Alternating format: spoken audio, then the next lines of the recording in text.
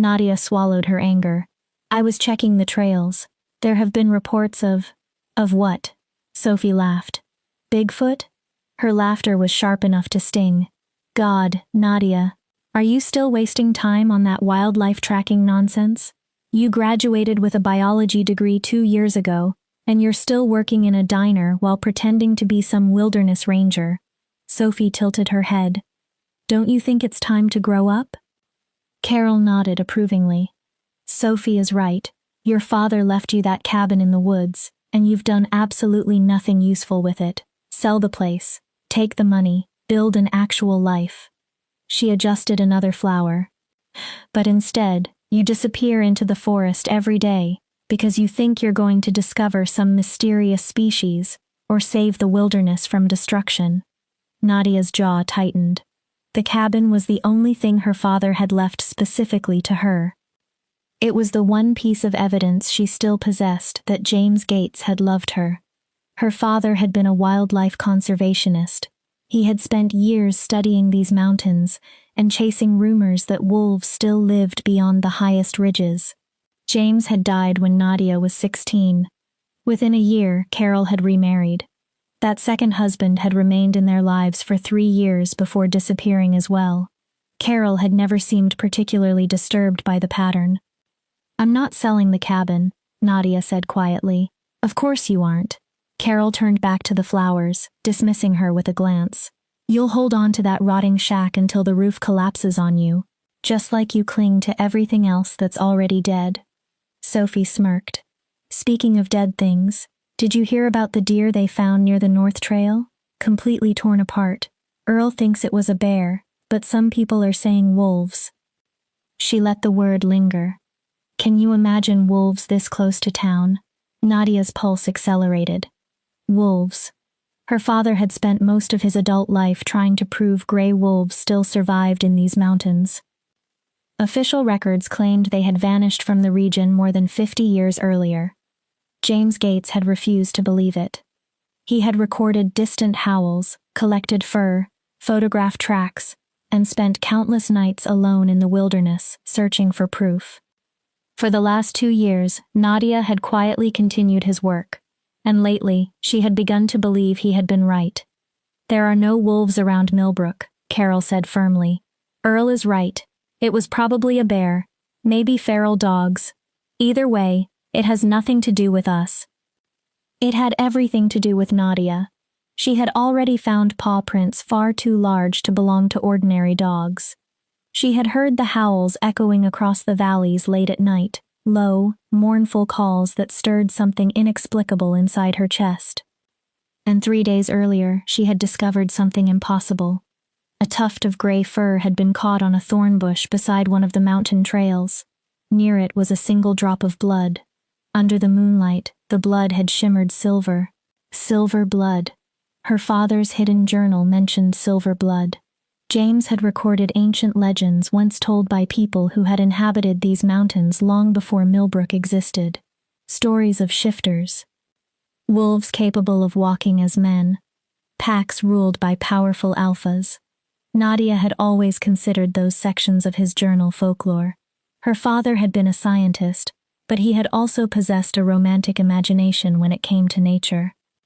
Then Nadia saw the silver blood for herself. Real. Physical. Impossible to dismiss. I'm going back to the cabin, Nadia said, lifting her backpack. Of course you are, Carol replied. Run away, Nadia, that's what you're best at. Sophie giggled. Try not to get eaten by the big bad wolf. Nadia left without answering. The trip required a 30-minute drive, followed by 20 minutes on foot. Her father's cabin stood alone in a clearing surrounded by enormous pine trees, whose branches formed a dark canopy overhead. The building itself was modest, 2 rooms, a kitchen, and a bathroom, but it belonged to Nadia. Inside, her father's work still covered the walls. Maps marked with sightings, photographs of tracks, notes about wolf behavior, research on pack dynamics. Nadia dropped her backpack and approached the window. Darkness was beginning to settle across the forest. She often stayed overnight to check the wildlife cameras she had positioned along the trails, but something about this evening felt wrong. The atmosphere seemed charged. The birds had fallen silent. Even the wind appeared to have stopped. Nadia pulled her father's journal from the shelf and sat at the wooden table. She opened it to the final entry James Gates had written before his death. "They're real. I saw 3 tonight moving through the snow. Wolves, but not wolves. Larger, faster. Their eyes glowed gold in the darkness." Nadia continued reading words she already knew by heart. "I followed them, but they disappeared into the mountains. I understand what I've discovered now. I also understand the danger. If their pack realizes I know their secret, they will come for me." The final lines always hurt the most. "I have to protect Nadia. I have to make certain she never follows this path. This knowledge is a curse, not a gift." Nadia's hands trembled. Her father had known. He had discovered something in these mountains, and Nadia was increasingly certain that discovery had killed him. The official report claimed James suffered a heart attack while hiking. Nadia had never completely believed it. Her father had been healthy and strong. Someone, or something, had silenced him. And now Nadia was following the same trail. A faint noise outside made her freeze. A whimper, soft, weak. Desperate. Nadia reached for her flashlight and opened the cabin door. The clearing appeared empty. Then the whimper came again from the trees to the east. Every reasonable instinct told her to close the door, lock it, and wait for daylight. But the sound was too helpless to ignore. She stepped into the forest. The cries grew louder. Her flashlight cut through the darkness while branches brushed her arms. Fallen leaves and moss softened the ground beneath her boots. Cold air misted around her breath. Then she found them. 2 tiny wolf pups were hiding beneath a fallen log. They could not have been more than a few weeks old. Their fur was silver gray. Their eyes were barely open. One pup had a deep gash across its side, its fur dark and wet with blood. Nadia immediately knelt. The healthy pup attempted a tiny growl as she approached. The injured one merely stared at her with frightened eyes. "It's okay," Nadia whispered. "I'm not going to hurt you." She slowly lifted the wounded pup and pressed it carefully against her chest. Its body was frighteningly small. The second pup whined and pawed at her leg. "I'll take you too." Nadia gathered it into her other arm. "I'll keep both of you safe." She had no idea where their mother was. She didn't know whether the pups had been abandoned, lost, or separated from their pack. But she refused to leave them in the forest to die. Back at the cabin, Nadia immediately gathered her medical supplies. She had treated injured wildlife before. She knew what to do. She placed the wounded pup on the table, examined the gash, and cleaned it carefully. The injury was deep but showed no sign of infection. She disinfected it and wrapped fresh gauze around the pup's side. It whimpered but never fought her. When Nadia finished, she placed both pups together on the couch beneath a blanket. They immediately curled against one another. Exhaustion finally caught up with her. She sat beside them, wondering what she was supposed to do next. Wolves were protected wildlife. She could not simply keep them. Yet she also could not contact wildlife authorities if there was even a possibility that her father's journal was right. If these pups were shifters, Nadia studied their silver gray fur and their strangely intelligent eyes. "What am I supposed to do with you?" The injured pup made a soft sound and pushed its tiny head against her hand. Tears stung Nadia's eyes. She was tired. Tired of being alone. Tired of being Carol's unwanted daughter. Tired of being Sophie's disappointment of a sister. Tired of being the strange girl who searched forests for ghosts. Nadia lay carefully across the couch. The pups immediately crawled onto her chest. Their small bodies were warm against her. "Just tonight," she whispered. "I'll decide what to do in the morning." Nadia closed her eyes. Soon, she was asleep with the 2 pups breathing softly above her heartbeat. She had no idea that golden eyes were already watching from deep within the forest. She had no idea the pack was coming. Chapter 2. The Search. The Alpha's rage felt almost alive. Gabriel Houston stood at the edge of a ravine beneath the rising moon, while fury burned through him. 15 members of his pack surrounded him in human form, their bodies tense and their golden eyes glowing. How long? His voice remained controlled, but no one missed the violence beneath it. Rodolfo Pineda, Gabriel's beta, stepped forward. A fresh scar crossed his jaw from the battle 3 nights earlier. 6 hours, Alpha. We searched the entire Northern Territory. There's no sign of them. Gabriel clenched both hands. 6 hours. His nephews had been missing for 6 hours. They were Tyler Cooley's sons. 3-week-old pups. Someone had taken them from the den while the pack was fighting rogues along the border. Tyler was dead. So was his mate, Alfreda Vega. Both had died defending the pack during the ambush. Gabriel had promised his brother that he would protect Tyler's sons, and he had already failed. The rogues? The question came through a growl. Gone, Rodolfo answered. 5 are dead. The rest crossed the eastern border. He hesitated. But they didn't have the pups. We found the den empty. There was no blood, no struggle. It looked as though someone simply carried them away. Gabriel's eyes flashed gold. Someone took them. His voice dropped. And when I find that person, I'll tear out their throat. Bob Edwards, the pack's tracker, emerged from the trees. Mud covered his face and his clothes were torn. Alpha, I found something. Gabriel crossed the distance before Bob finished speaking. What? Bob opened his palm. A small piece of worn blue fabric lay there. It carried the faint scent of lavender, and human. Gabriel's wolf snarled inside him. A human? The trail runs west toward Millbrook, Bob explained. Whoever carried them traveled on foot. They weren't trying to hide their path. Both pups were being carried. Then we follow. Gabriel's decision was immediate. We find this human and make them pay for touching what belongs to us. Rodolfo put a hand on Gabriel's shoulder.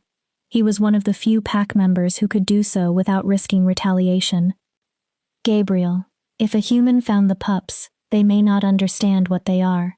They could have seen 2 injured wolf pups and tried to help. We should approach carefully. Gabriel turned on him. Carefully? His eyes burned. Tyler and Alfreda are dead. Their sons have disappeared. And you want careful? I want you thinking like an alpha instead of a grieving uncle. Rodolfo didn't retreat. If we enter Millbrook and slaughter someone, human authorities will investigate. They may discover what we have spent centuries hiding. Gabriel's jaw tightened. Every instinct demanded that he shift and hunt. But Rodolfo was right. The pack survived because humans did not know they existed. One mistake could expose generations of secrecy. We stay human, Gabriel finally ordered. We follow the scent. We recover the pups. His gaze hardened. If someone has hurt them, he left the sentence unfinished. No one needed to hear the rest. The pack moved quickly through the forest. Gabriel led. Bob had been correct. The trail was easy. Whoever carried the pups had made no attempt to disguise their movement.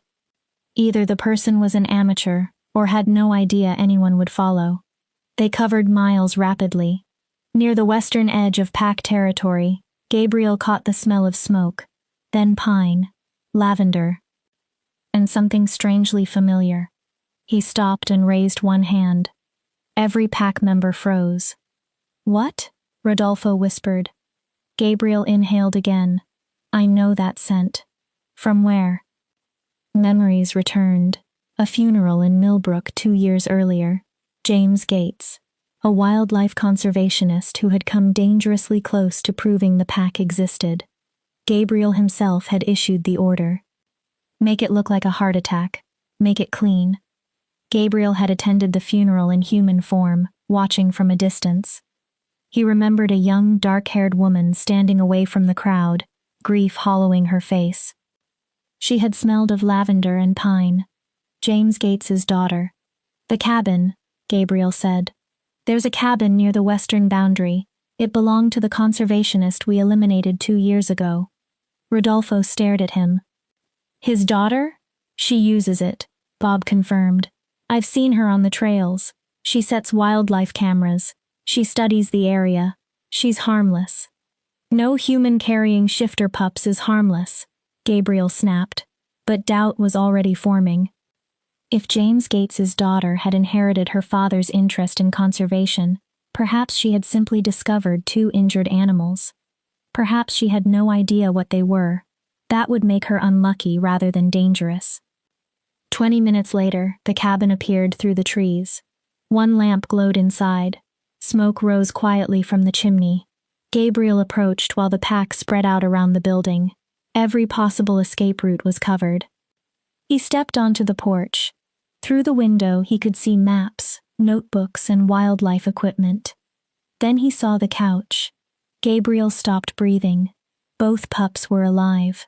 They were sleeping on the chest of a young woman. The injured pup had been carefully bandaged. Both looked peaceful, safe. Their tiny bodies rose and fell with the woman's breathing. The wolf inside Gabriel, raging for blood moments earlier, suddenly became silent. The woman's dark hair spread across the pillow. Exhaustion softened her face. She looked as though she had used every remaining ounce of strength caring for his nephews before collapsing. More important than any of that was the way the pups slept on her. They trusted her completely. No vulnerable shifter pup would rest like that on someone it feared. Rodolfo moved beside Gabriel. Alpha? Gabriel didn't answer. What are your orders? Pack law was clear. Humans who discovered shifters were threats. Humans who handled shifter children were even more dangerous. The old laws demanded elimination, but this human had saved Tyler's sons. She had cleaned Cody's wound, bandaged him, kept Rex beside him, kept them warm. She had offered mercy when she could easily have walked away. Alpha, Rodolfo pressed. Everyone is waiting. Gabriel finally turned. Hold the perimeter, nobody enters. Rodolfo stared. What? I said nobody enters. Alpha command filled Gabriel's voice. Rodolfo's mouth closed immediately. His wolf submitted before his human pride could argue. Gabriel looked through the window again. The injured pup whimpered in its sleep. Without waking, Nadia's hand moved automatically. Her fingers stroked the pup's head. It relaxed beneath her touch. Something inside Gabriel shifted. This woman had protected Tyler's sons when he had failed to do so, and Pack Law expected him to kill her for it. We wait, Gabriel said. Rodolfo frowned. For what? For her to wake. And then? We talk. Rodolfo looked at him as though Gabriel had lost his mind. She's human. She saved my brother's sons. She has seen them. If she understood what they were, she would have run or called someone. She believes they're wolves. And when she learns the truth? Gabriel's eyes glowed. We deal with that afterward. I will not kill the person who kept my nephews alive without first understanding what happened. Rodolfo clearly wanted to protest. He didn't. The pack won't like this. The pack will obey me. Gabriel's tone turned cold. Put guards around the cabin. Nobody enters. Nobody leaves. Anyone who ignores that command answers directly to me. Rodolfo nodded and vanished into the shadows to relay the order. Gabriel remained outside. Inside, Nadia slept, completely unaware that wolves surrounded her home, unaware that her life depended on a decision being made on the other side of the glass. Eventually, her eyes fluttered open. She looked at the pups and smiled. Then she sensed something. Her head turned. She saw Gabriel standing outside the window. The smile disappeared. For several seconds, neither moved. Nadia slowly reached toward the table beside the couch. Her hand closed around a hunting knife. Her other arm tightened protectively around the pups. Gabriel raised an empty hand. Then he gestured toward the door. Let me inside. We need to talk.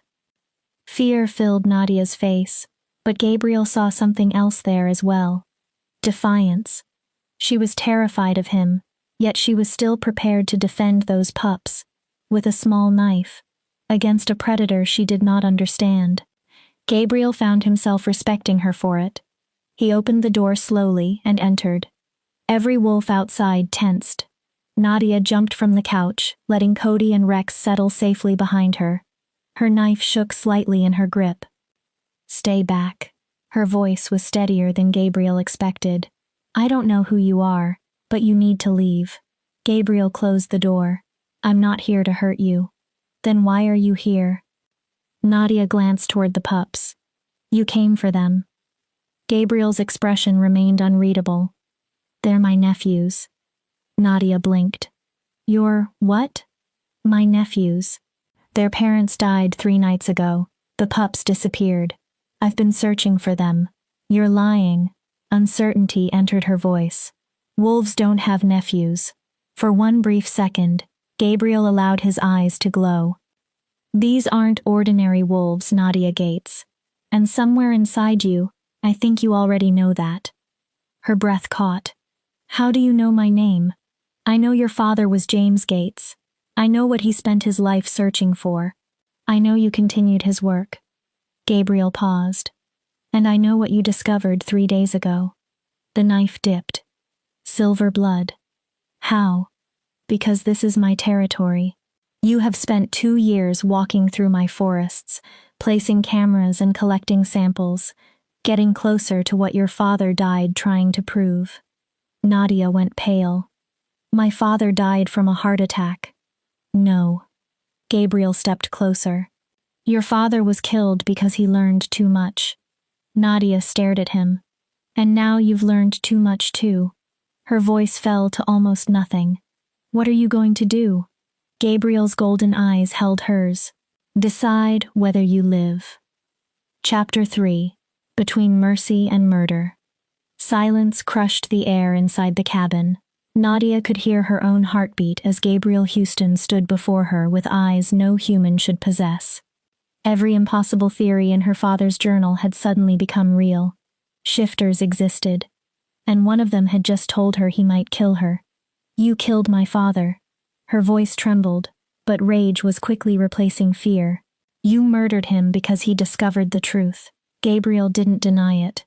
"I gave the order. My beta carried it out." Nadia stared at him. "It was quick," Gabriel continued. "Painless. More mercy than humans who expose our existence usually receive." "Mercy?" A broken laugh escaped her. "You call murdering my father mercy? I call survival what it is." His voice remained cold. "Your father was recording our movements. He had photographs, audio recordings, and DNA evidence. If that information reached the public, scientists, hunters, and governments would have flooded these mountains." Gabriel's expression hardened. "My people would have been hunted, captured, or killed. I chose one life over hundreds." Tears burned behind Nadia's eyes. For 2 years, she had mourned her father while believing a lie. Now the person responsible was standing in front of her. "And now you're going to kill me too?" "That depends." "On what?" "Whether I can trust you." Nadia gave another bitter laugh. "You murdered my father, and I'm supposed to prove that I can be trusted? Your father pursued knowledge that endangered my people." Gabriel glanced at the couch. "You made another choice. You found my nephews wounded and alone. You could have abandoned them. You could have contacted wildlife authorities." His gaze returned to her. "You didn't. You treated Cody's wound and protected them. They're babies." Nadia's voice cracked. "What kind of monster would leave babies to die?" "The kind who wants to survive," Gabriel said quietly. "The smart kind." "I'm not that person." "I know." For the first time, something in Gabriel's expression softened. "That is why we are having this conversation, instead of me killing you." Nadia loosened her grip on the knife. "What do you want?" Gabriel crossed to the couch and knelt. The wounded pup stirred. When it recognized Gabriel, it made a happy sound and crawled toward him. Gabriel picked it up with astonishing gentleness. He examined Nadia's bandage. "You treated this well. The wound is clean. He'll recover. I'm a biologist. I know how to treat injured animals." Gabriel looked at her. He isn't an animal. Nadia said nothing. Neither of them are.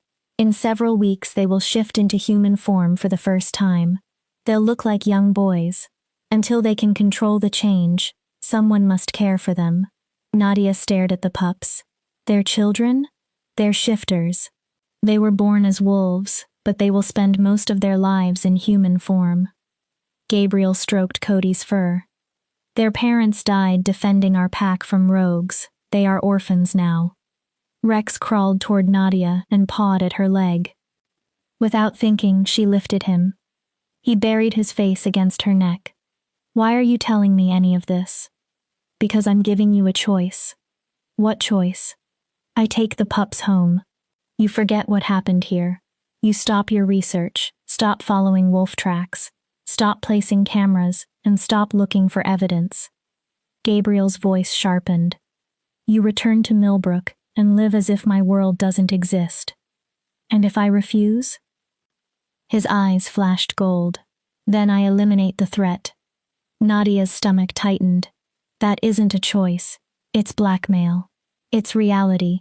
You're surrounded by creatures who could kill you in seconds. The only reason you are alive is because you protected these pups. His gaze grew colder. That protection has limits. Nadia looked at Rex. For 2 years she had wanted proof that her father had been right. Now she held that proof in her arms. And possessing it could cost her life. Or she could abandon everything her father had worked for. Then another possibility came to her. There's a third option. Gabriel lifted an eyebrow. You said they need someone to care for them until they can control their shifting. Nadia tightened her arms around Rex. Let me do it. Gabriel simply stared. You want to raise shifter pups? I want to help them. Their parents are dead. They already trust me. Rex had fallen asleep against her again. Nadia looked down at him. He feels safe here. He's an infant. He doesn't know better. Maybe, or maybe I'm the first person who made him feel safe after losing his parents. Nadia met Gabriel's eyes. I have medical training. I understand animal behavior. No one visits this cabin. I can help until Cody heals. Gabriel shook his head. You're human. If my pack discovers I left shifter children in human care, they may revolt. Then don't tell them. Gabriel stared at her. Let them stay here for a few weeks. Once Cody is strong enough, take them home. The pack doesn't need to know. Suspicion hardened Gabriel's face. And what do you receive in exchange? Why risk your life for beings you only learned existed tonight? Because my father dedicated his life to finding your kind. Nadia's voice sharpened. He believed you deserved protection, preservation. She held Gabriel's gaze. And you killed him. The words landed between them. I cannot bring him back, but I can honor him by doing what he would have done. She looked at the pups, keeping them alive. For a long time, Gabriel said nothing. Cody whimpered in his arms. Gabriel stroked him gently until he calmed. You do not understand what you're asking. Then explain it. If I allow this, you become connected to my pack. You come under my protection, but you also come under my authority. His eyes hardened. If you expose us, I will kill you. I understand. Do you? Gabriel stepped closer. I am not a good man, Nadia Gates. I have killed humans. I have destroyed lives. I make whatever decisions are necessary for my pack, and I sleep afterward. He lowered his voice. Enter this world and you will see things that haunt you. You will learn truths that change everything you believe about nature and humanity. I already know the worst truth. Nadia looked straight at him. I know you murdered my father, and I'm still offering to save your nephews. She paused. What does that tell you? A faint softness touched Gabriel's expression. That you're either extremely brave or extremely foolish. Maybe both. For the briefest moment, Gabriel almost smiled. Maybe. He opened the cabin door. Rodolfo appeared immediately. Alpha? Change of plans. Gabriel's voice carried absolute authority. Nadia will care for the pups temporarily. She is under my protection. Rodolfo's eyes widened. You can't be serious. She's human. She will follow my rules. Gabriel cut him off. Or she dies. Those are the terms. Tell the pack that anyone who harms Nadia Gates answers to me. Rodolfo's jaw tightened, but he bowed and left. Gabriel turned back toward Nadia. You have 2 weeks. Cody needs time to recover, and I need time to prevent my pack from tearing itself apart over this decision. His expression became severe. You do not leave this cabin without permission. You do not contact anyone in town. No photographs, no notes, no records of anything you see. Understood. Gabriel gently placed both pups beneath their blanket. Then he removed a leather cord from his pocket. A silver wolf head pendant hung from it. Wear this. He placed it in Nadia's palm. It carries my scent. Any shifter who encounters you will know you're protected by me. The metal felt oddly warm. What happens when the 2 weeks are over? That depends on whether you prove trustworthy. And if I don't? Gabriel let silence answer.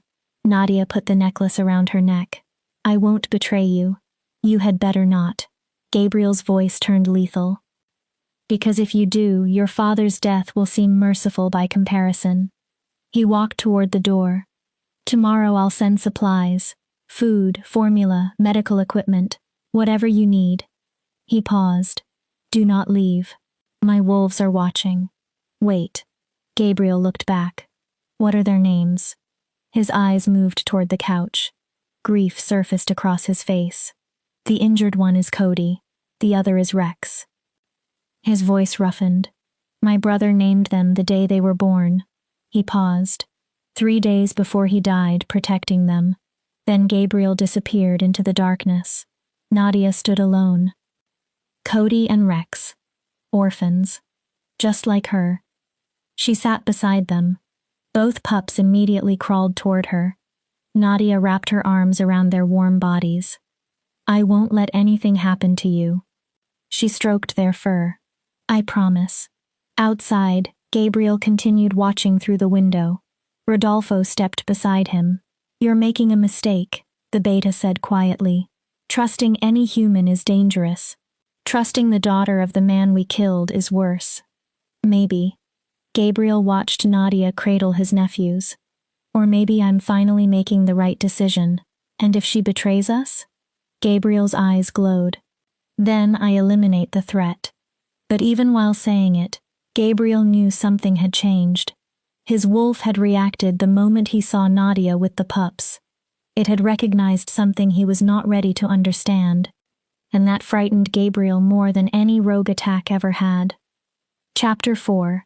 When Monsters Show Their Hearts. The first 3 days tested Nadia more than she expected. Every morning, Cody and Rex woke beside her. Cody's injury improved rapidly. Shifter healing was considerably faster than the healing of ordinary wolves, but Nadia still monitored him carefully. Rex became completely attached to her. If Nadia walked, he followed. If she sat, he climbed into her lap. At night, both pups insisted on sleeping on her chest. Their warmth reminded Nadia of the impossible truth. She wasn't caring for animals. She was caring for children. Children who would eventually walk, speak, and remember that she had protected them when they had no one else. On the second morning, an enormous black wolf appeared outside. Nadia nearly reached for her knife until she saw the leather satchel hanging from its mouth. The wolf dropped the bag on the porch, watched her with amber eyes, and disappeared. Inside, Nadia found formula designed for shifter pups, medical supplies, dried meat, canned food, and a note written in hard, angular handwriting. Mix 1 scoop of formula with warm water 3 times a day. Keep Cody's bandage dry. Change it every 12 hours. If his temperature rises above 102 degrees, call the emergency number below. Don't make me regret this. G. Gabriel had even included a phone number. Nadia studied the note longer than necessary. He had anticipated everything. The pup's nutritional requirements, Cody's medical care, her emergencies. It was almost thoughtful. That somehow made Gabriel more difficult to understand. Monsters were supposed to be simple. Gabriel Houston was not. On the fourth morning, Nadia sat on the porch while Cody and Rex played in the clearing. Cody still favored his injured side. Rex repeatedly tried to drag him into rougher games. Nadia smiled. "You're good with them." She spun around, hand flying toward the knife at her waist. Gabriel stood near the trees. Dark jeans and a black shirt made his already intimidating frame seem larger. His eyes followed the pups. "How long have you been there?" "Long enough." Gabriel entered the clearing. Both pups immediately reacted. Rex raced toward him. Cody followed more carefully. Gabriel knelt. The feared alpha vanished from his expression. He lifted both pups and held them against his chest as they licked his face. "Hello, little warriors." His voice was unexpectedly gentle. "You're stronger." Nadia watched him. This was not Gabriel the alpha. This was Gabriel the uncle. The man who had lost his brother and was terrified of losing what remained. "They miss you," Nadia said. Gabriel glanced at her. "Every sound from the forest makes them think you're coming." His jaw tightened. "I can't visit as often as I want. The pack is restless." "They know the pups survived?" "Yes. They don't know where they are. Some believe I hid them for protection." He stopped. "And the others?" Gabriel looked at her. "They think I'm weak. That sentiment is affecting my judgment." "Is it?" "Yes." The admission was blunt. "My brother died 4 days ago. His mate died beside him. I should be hunting the rogues, strengthening our border and controlling the pack." He looked down at his nephews. "Instead, I'm here, wondering whether leaving them with a human is the worst decision I've ever made." Nadia descended from the porch. "They need you. They have the pack. The pack isn't their uncle." She pointed toward Cody and Rex, who were climbing over Gabriel. "They know you. They love you. Whatever else you are, you're the family they recognize." For 1 second, Gabriel's control fractured. Grief crossed his face. "I failed them." His voice turned rough. "I promised Tyler I would protect his family. Then I let him die. You didn't let him die. He chose to defend the pack." "That doesn't make his death your fault." Gabriel's eyes brightened gold. "I'm Alpha. Everything that happens to them is my responsibility. Every death, every injury." His throat tightened. "Tyler was my little brother." Nadia moved closer. "You cannot protect everyone every second. You aren't invincible." Gabriel stared at her. "You don't know what you're talking about." "Don't I?" Nadia refused to look away. "My father died because you decided he was dangerous. For 2 years I wondered whether I should have noticed something, whether I could somehow have saved him." Her voice softened. "I know guilt." Gabriel's jaw locked. "Your father's death was necessary." "Was it?" Nadia's anger returned. "Or was killing him easier than trusting him? Did you ever consider that he might have protected your secret?" "I couldn't take that risk." "I know." Nadia's answer surprised him. "You're an alpha. You make decisions for the whole pack. Sometimes you sacrifice one person to protect everyone else." She paused. "I understand why you believe that, but understanding doesn't erase the cost." Gabriel looked away. Cody made a small sound. Gabriel immediately loosened his arms and soothed him. Then he asked, "Why are you helping me?" Nadia frowned. "You should hate me." "I do." Gabriel looked back at her. "Part of me will always hate you for what happened to my father." Nadia took a breath. "But I'm beginning to understand that none of this is as simple as I wanted it to be." She studied him. "You are not only a monster, and I am not only your victim." Something dangerous entered Gabriel's eyes. "You are a threat." Nadia stiffened. "Not to my pack." His voice dropped. "To me." "What does that mean?" Gabriel placed the pups down. They immediately ran toward Nadia. She lifted them both. "You make me want things I cannot have." Gabriel looked at her holding Cody and Rex. You make me question decisions I stopped questioning years ago. His jaw tightened. You make me wonder whether there's another way to protect my people without losing part of myself every time I issue an order.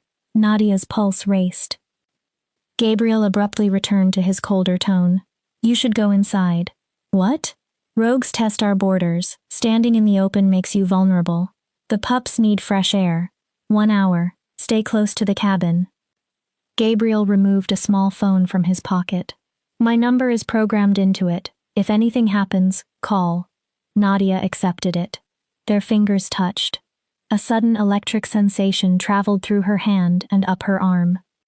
Gabriel's eyes flashed. He had felt it too. What is happening between us?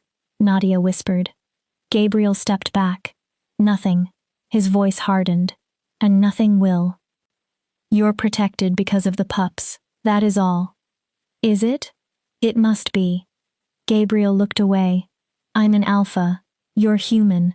There is no future where this makes sense. Why? Because humans are fragile. His answer came too sharply. You age, you break, you die. Gabriel's fists tightened. And I will not care for someone who can be taken from me that easily. Nadia finally understood. You're afraid. His eyes snapped toward her. You're terrified of losing people, so you avoid loving them. It has worked for 10 years. Has it? Nadia stepped forward. Because you look miserable. His expression darkened. You built walls high enough to protect yourself, Gabriel. Now you're trapped behind them. You know nothing about me. I know you risk your authority by visiting your nephews. Nadia continued before he could interrupt. I know you wrote instructions detailed enough to include their formula temperature. I know you blame yourself for Tyler's death.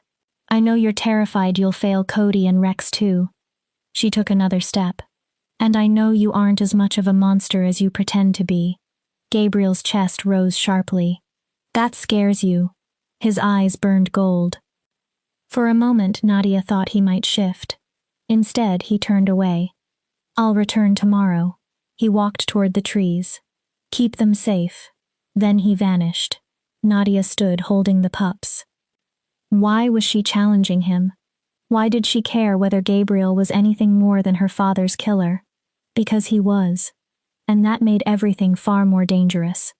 Rex licked her face. Nadia sighed. Your uncle is impossible. Cody yipped. Yes. Nadia murmured. Exactly. That night, howls awakened her. They echoed from deep within the mountains. Cody and Rex stirred. Nadia soothed them while listening. This was not a hunting call. It was mourning.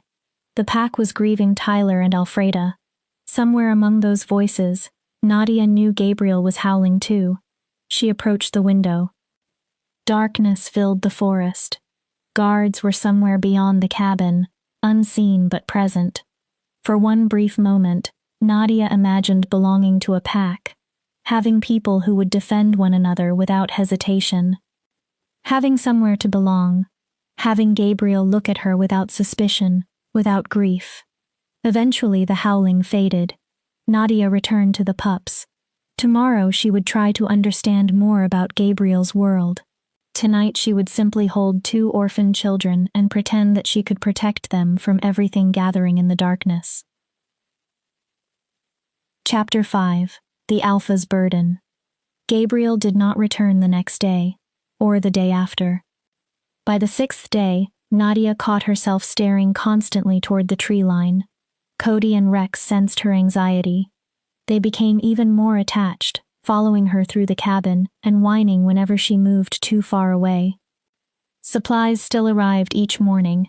The same black wolf left food and medicine outside before disappearing. Nadia tried speaking to it once.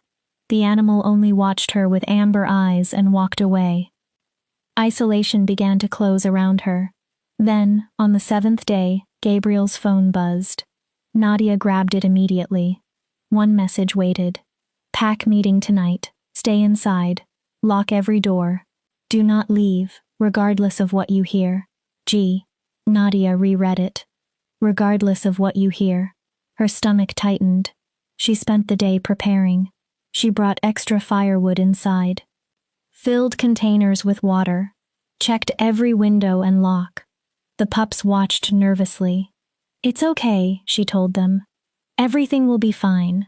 Nadia did not believe herself. Darkness came. She sat on the couch with Cody and Rex, pretending to read one of her father's journals. Near midnight, the howling began. This time it sounded nothing like mourning. The calls were violent, angry. Growls and snarls echoed beneath them. Then Nadia heard bodies colliding somewhere beyond the trees. The pups pressed against her. A human voice suddenly carried through the forest with impossible clarity. "Gabriel. I am your alpha." The command rolled through the darkness like thunder. "I have led this pack for 10 years. I protected you, fed you, secured territory for you, and now you question my judgment?" Another voice answered. "You compromised us, Gabriel." Nadia froze. "You placed shifter children in the care of a human, the daughter of the man we killed because he discovered us. They knew. The pack knew about Nadia." "Nadia Gates is under my protection," Gabriel snarled. "Anyone who harms her answers to me." "And when she betrays us?" The opposing voice grew louder. "When she completes her father's work? When photographs and DNA evidence reach humans?" "She won't." "How can you know?" "Because I gave her something more important than discovery." Gabriel's voice carried an edge Nadia had never heard before. "Purpose. She is protecting Tyler's sons. Pack children. She understands what that means." "She understands nothing. She is human. She will never be one of us." The voice sharpened. "And protecting her dishonors Tyler." Growls erupted. Bodies collided again. Then Gabriel's command split the night. "Stop." Everything ceased. "I am Alpha. My word is law." His voice dropped dangerously. "If anyone wishes to challenge that, come forward." Silence. "That is what I thought," Gabriel continued. "The pups remain with Nadia because they are safe. She protected them when we failed. She has shown more compassion in 1 week than some of you have shown in years." "You're becoming soft," the other voice replied. "The old Gabriel never would have allowed this. The old Gabriel made mistakes." Nadia held her breath. One of them was believing death was always the answer. Gabriel paused. "James Gates studied us, but he also wanted to protect us. He believed we were worth preserving." Another silence. "We killed a man who might have become our ally because we were too frightened to risk trusting him." His next words were quieter. "I will not repeat that mistake." "So you risk everyone for one human?" "I risk everyone for the right human. And Nadia Gates has earned that risk." Nadia's breath caught. "She kept Tyler's sons safe. She asked for nothing. She has told no one about us despite having every reason to expose us. She will eventually." "Enough, Rodolfo." Nadia went still. "Rodolfo, Gabriel's beta." "I trust you with my life," Gabriel said. "But if you no longer trust my judgment, perhaps you shouldn't be my second." Silence spread through the forest. Finally Rodolfo answered. "I will not challenge you." His voice was bitter. "But I will not support this. You are playing with fire, Gabriel. When it burns the pack, I will remind you that I warned you." Noted. Gabriel dismissed the meeting. Gradually, the sounds outside disappeared. Nadia remained on the couch holding the trembling pups. Then someone knocked. She jumped. "It's me," Gabriel called. "Open the door." Nadia placed the pups down and unlocked it. The moment she saw him, her breath caught. His shirt was torn. Blood covered his chest and arms. One eye was swollen. His knuckles were split. "What happened?" "Pack discipline." He sounded exhausted. "May I come in?" Nadia stepped aside. Gabriel entered and collapsed onto the couch. Cody and Rex immediately climbed onto him, licking his face. "I'm fine, little warriors." He stroked them.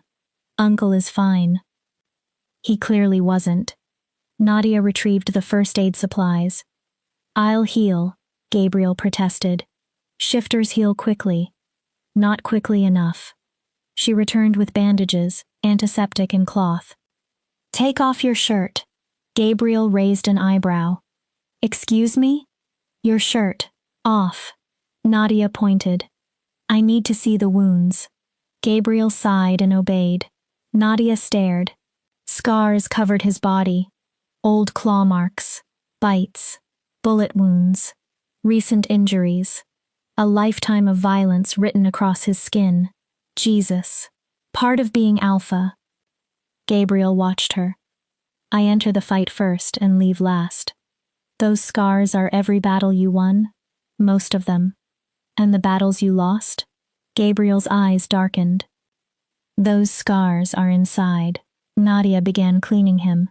Gabriel hissed when she touched a deep wound near his ribs. Sorry. Keep going. She worked carefully. You defended me tonight. I defended my decision. Is there a difference? Nadia looked at him. Rodolfo says you've changed. He says many things. Is he right? Gabriel considered the question. Maybe. He looked at the sleeping pups. Tyler was always the compassionate one. He believed in mercy, second chances, finding another solution. His voice softened. I was different. I made difficult decisions quickly. And now? Now I look at his sons and see him. Pain tightened Gabriel's face. I see the brother who believed I could become better than the monster our father raised me to be. His voice broke slightly. Tyler died believing I could be saved. How do I honor him if I continue making the same brutal choices? Nadia set down the cloth. You are not a monster. I have done monstrous things. That does not mean you cannot change. Gabriel caught her wrist. His grip was firm but gentle. Why? Nadia looked at him. Why do you insist on finding something good in me after knowing what I did? His thumb moved across her pulse. Because I see you with Cody and Rex. Nadia's voice softened. I see how hard you're trying to protect me even while it divides your pack. She hesitated. And because I think you're trapped too. Trapped? By grief, by responsibility, by everything everyone expects you to be. Nadia took a breath. Maybe we can help each other escape some of it. Gabriel's eyes turned gold. Nadia, I'm not asking you for anything. She moved closer. I'm telling you that here, inside this cabin, you don't need to be alpha every second. Her voice lowered. With me and the pups, you can simply be Gabriel. He looked at her as though she had offered him something impossible. Then he pulled her between his knees. You are dangerous. His voice was rough. You make me want things I promised myself I would never want. What things? Gabriel lifted one hand to her cheek. Things like this. He kissed her. Nadia had expected force. Instead, Gabriel was careful, almost hesitant. As though he genuinely feared hurting her. His lips moved gently against hers. Nadia rested her hands on his shoulders and kissed him back. Grief, anger, confusion, fear, and an emotion dangerously close to hope collided inside her. When they separated, Gabriel pressed his forehead against hers. This is a mistake. Probably. We can't do this. I know. I could get you killed. Maybe. A broken laugh escaped him. You're insane. So are you. Gabriel kissed her again. This time neither pretended it meant nothing. When they finally separated, Cody and Rex were awake. Both pups stared at them. Gabriel smiled. A real smile. We have witnesses. Nadia blushed. They won't tell anyone. Let's hope. Gabriel stood. I should leave. The pack will notice. Will they challenge you again? Probably. He pulled his ruined shirt back on. I'll handle it. At the door, Gabriel turned. Thank you. For what? The pups. He hesitated. Tonight. His eyes met hers. For seeing me. Nadia's throat tightened. Thank you for trusting me. Gabriel kissed her forehead. Lock the door after I leave. He stopped. And Nadia? Yes? If anyone from my pack comes here, Anyone except me or the wolf delivering supplies. Take Cody and Rex and run. Nadia's stomach dropped. What? Promise me. I promise. Gabriel disappeared into the forest. Nadia locked the cabin. Her heart still raced from the kiss. She returned to Cody and Rex and curled around them. Your uncle is going to be the death of me. Cody licked her hand. Outside, hidden in darkness, Gabriel watched the cabin. His wolf demanded that he return. Claim her. Protect her. Stay. But the pack was fractured. Rodolfo was watching for weakness. Gabriel turned toward the forest and shifted. He had enemies to hunt, a pack to control, and now, impossibly, a human woman to protect. Chapter 6. Blood at the Door. The 8th morning began with blood. Cody's frantic barking dragged Nadia from sleep. She rushed toward the window. A dead deer lay across the porch. Its throat had been torn open. Blood pooled over the wooden steps. 3 words had been carved deeply into the cabin door. Human, go home. Nadia grabbed Gabriel's phone. He answered immediately. What happened? There's a dead deer outside. Her voice shook. And someone carved a message into my door. Silence. What does it say? Human, go home. Gabriel's voice changed. Lock everything. Stay inside. I'm coming. Pure alpha command filled his tone. If someone reaches the cabin before I do, put the pups in the bathroom. Take the knife under your pillow. Nadia froze. How do you know? Aim for the heart or throat. Nothing else will stop a shifter fast enough. The call ended. Nadia gathered Cody and Rex and carried them into the bathroom. Then she retrieved her father's hunting knife. The blade was silver. James had insisted on silver knives, silver bullets, even silver buckles. Nadia once thought it was paranoia. Now she understood. Her father had known exactly what lived in these mountains. She returned to the window. Minutes passed. Then movement appeared between the trees. It wasn't Gabriel. A woman emerged. Tall, muscular, dark hair pulled into a severe braid. Amber eyes glowed in the morning light. She approached slowly. Nadia tightened her grip on the knife. The woman stopped near the porch and studied the bloody warning. Then she looked directly through the window. I can smell your fear, human. Her voice carried clearly. It smells almost sweet. Nadia remained silent. Her father's journal had warned never to display weakness before a predator. The woman smiled, revealing teeth slightly too sharp to be human. My name is Alyssa Cross. Tyler was my friend, my packmate. Her expression hardened. I want to know why his sons are sleeping inside a cabin owned by the daughter of the man who tried to destroy us. I never tried to destroy anyone. Nadia kept her voice steady. I found Cody and Rex injured. I saved them. How noble. Alyssa's smile turned mocking. Tell me something, Nadia Gates. When you found them, did you know what they were? Or did you think you had discovered rare animals you could document the way your father did? I knew they were babies who needed help. That's all. Alyssa's smile vanished. Liar. She stepped closer. You have tracked us for 2 years. Cameras, samples, research. You followed the same path as your father. That's not why I saved them. Gabriel believes you. Alyssa's eyes narrowed. But I know humans. For centuries I have watched your kind destroy everything you touch. Stay back. Nadia raised the silver knife. Alyssa laughed. You think that little weapon scares me? I've survived 300 years. Wars, plagues, hunters far more dangerous than you. Then she stopped. Her head turned sharply. He's here. A growl shook the clearing. Gabriel exploded from the trees in wolf form. He was enormous. Gray and black fur covered a body that easily weighed several hundred pounds. Golden eyes burned with fury. He positioned himself between Alyssa and the cabin. His snarl promised death. Alyssa immediately shifted. Her wolf was smaller and leaner. She lowered her head. Submission. Gabriel continued advancing. Nadia realized he intended to kill her. Gabriel, stop. She threw open the cabin door. Don't kill her. Gabriel whipped his head toward Nadia. His eyes were almost completely feral. She isn't worth it, Nadia said. She's angry. She's grieving Tyler. Alyssa shifted back into human form. You should let him kill me. Her voice broke.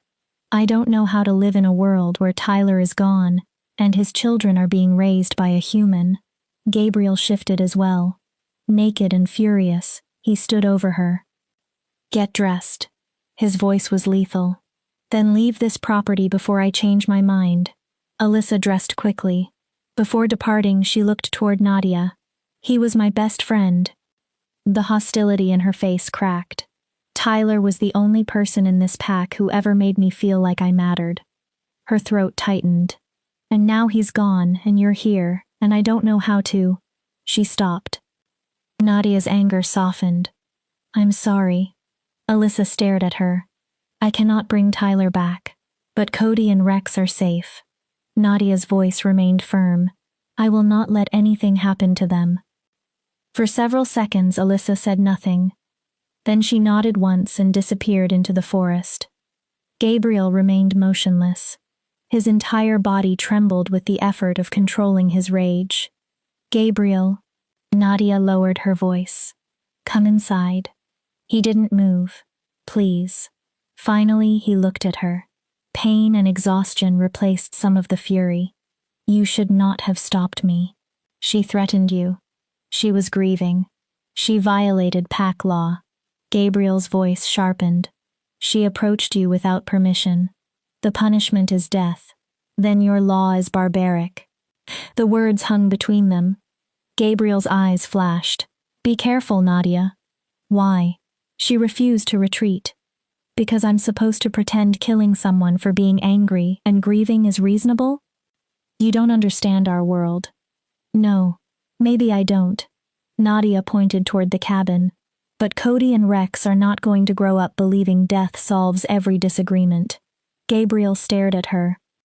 Then he turned toward the forest. Where are you going? To deal with my pack. Alyssa won't be the last person to test this boundary. His voice became cold. I'll make it clear that anyone who comes near this cabin dies. No exceptions. Gabriel. He spun toward her. I cannot become what you want me to be, Nadia. For the first time, she saw the crushing weight behind his anger. I cannot afford softness. The moment this pack believes I'm weak, they will tear me apart and replace me with someone worse. His eyes burned. And whoever replaces me will kill you without hesitation. So you become a monster to protect me from monsters? If necessary. And when everyone who disagrees with you is dead, Nadia's voice shook. What kind of pack will remain? Gabriel said nothing. Is that the pack Tyler wanted Cody and Rex to inherit? Gabriel flinched. Tyler believed in you. Nadia softened her voice. You are so determined to control everyone through fear that you refuse to consider another kind of strength. There is no other kind. But doubt weakened the words. Yes, there is. Nadia descended the porch. You can lead without cruelty. You can show strength without terror. Mercy is not weakness, Gabriel. She stopped before him. Sometimes mercy is much harder than killing. And if I fail? His expression finally broke. If they revolt, if I'm challenged, then you will know you tried to become the alpha Tyler believed you could be. Gabriel closed his eyes. When he opened them, the gold had faded. I don't know how. His voice was quieter than Nadia had ever heard it. I don't know how to lead any other way. Then learn. Nadia reached out. She took his hand. Learn with your nephews. Learn with your pack. She looked into his eyes. Learn with me. Gabriel stared at their joined hands. Why do you still believe I'm worth saving? Because somebody has to. Nadia smiled sadly. And maybe I see what Tyler saw. Gabriel pulled her into his arms. He held her tightly. Then Nadia realized he was trembling. I'm tired. His voice disappeared into her hair. So tired of fighting, killing, being alone. Then stop doing it alone. Nadia held him. Let people help before you destroy yourself. They remained together for a long moment. Finally, Gabriel pulled away. I have to address the pack. He hesitated. And you're coming with me. Nadia stared. What? They need to meet you. Gabriel, they want me dead. They will not touch you while I stand beside you. His expression hardened. They need to understand you are protected because I choose to trust you, not because you are my prisoner. That is insane. Probably. A small smile appeared. But you told me to try another way. Gabriel extended his hand. So I'm trying. Nadia looked back at Cody and Rex watching through the window. Then she looked at Gabriel. Fine. She put her hand into his. But if your pack kills me, I'm haunting you forever. Gabriel laughed. Deal. Together, they walked into the forest, toward the pack, toward whatever came next. Chapter 7. Before the Pack. The pack gathered in a clearing deep inside their territory. Ancient trees surrounded the area. As Gabriel led Nadia closer, she felt unseen eyes following every step. He never released her hand. They won't attack you, he said. Not beside me. And when you aren't beside me? That is what tonight settles. Gabriel glanced at her. You need to stop being viewed as prey. How? You become pack adjacent. Nadia stared at him. Pack adjacent is not a real thing. It is now. They entered the clearing. Nadia stopped. At least 40 wolves surrounded them. Some were human. Others remained in wolf form. Every glowing eye turned toward her. Rodolfo waited at the center. Alyssa stood nearby with her head lowered. Dozens of unfamiliar faces filled the clearing. Gabriel brought Nadia into the middle. He raised one hand. Conversation stopped instantly. I called you here because there has been confusion. His voice carried across the clearing. Confusion over my decisions. Confusion over the human inside our territory. Confusion over whether I remain capable of leading. Several wolves shifted uneasily. So I will make this clear. Gabriel's posture changed. I am your alpha. I led this pack through war, famine, and human expansion. He scanned the crowd. I have kept you hidden, kept you safe, kept you alive. His eyes hardened. And I will continue. Alyssa stepped forward. Then why is she standing in our sacred territory? Her voice trembled. Why is the daughter of our enemy here? Because she saved Tyler's sons. Gabriel answered immediately. When Tyler died and I failed to protect his children, Nadia found them alone and wounded. He looked across his pack. She did not abandon them. She did not contact human authorities. She treated them. Rodolfo stepped forward. What does she gain? His gaze moved to Nadia. Humans rarely act without wanting something. I want nothing. Nadia spoke before Gabriel could stop her. Rodolfo laughed harshly. Your father spent years documenting us. Photographs, samples, tracking our movements. His expression hardened. When he came too close, we killed him. Now you follow his path, and we're supposed to believe you have no plan? My father wanted to protect you. Murmurs moved across the pack. He collected evidence, yes, but he never published it. Nadia looked around. Ask yourselves why. No one answered. He loved these mountains. He knew exposing you would bring hunters, scientists, and tourists. Her voice strengthened. So he kept your secret. Nadia looked directly at Rodolfo. And you killed him anyway. He was a threat. He was an ally. Her answer cut through the clearing. You were simply too afraid to recognize it. Several pack members exchanged uncertain looks. Gabriel squeezed Nadia's hand in warning. She continued. I'm not asking to join your pack. She looked around at the faces surrounding her. I'm asking you to let me care for Cody and Rex until they are strong enough to return. Her throat tightened. I want to honor my father by protecting what he died trying to preserve. She paused. When that is over, I will leave. Alyssa stepped forward. And you expect us to trust that? No. Nadia looked at her. But I understand grief. Alyssa stiffened. I know what it is to lose someone and become angry at everything left behind.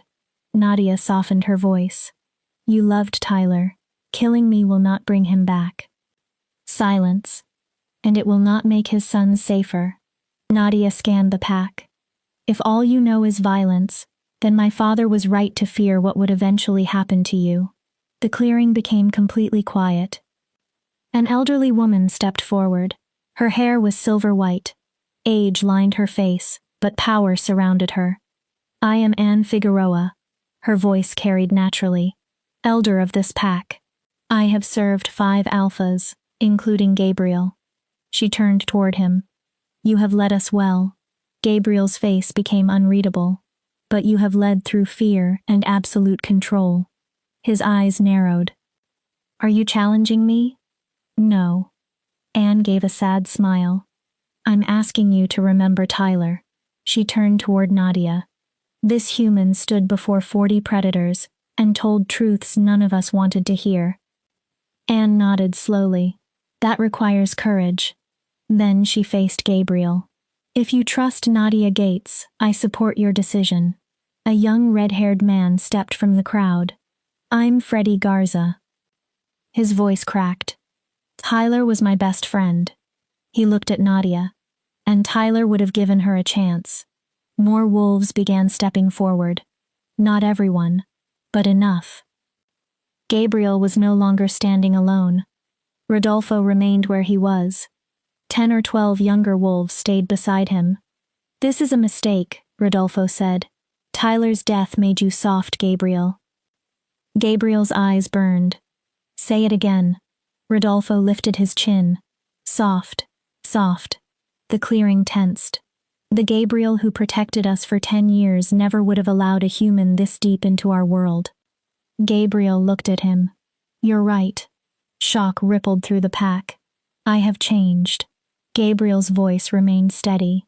Tyler's death taught me the limits of leading only through fear. Then he looked toward Nadia. There are things worth more than absolute control. Rodolfo's expression hardened. Then you leave me no alternative. He stepped into the center of the clearing. I formally challenge your leadership. Gasps erupted. I invoke Alpha Challenge. Nadia's blood ran cold. Gabriel smiled. Finally, his voice was almost amused. I was wondering when you would find the courage. Gabriel? Nadia grabbed his arm. What does that mean? Pack law. Gabriel never looked away from Rodolfo. If a beta believes the alpha is unfit, he can challenge. What kind of challenge? Combat until death or submission. Nadia stared at him. Gabriel smiled at Rodolfo. I accept.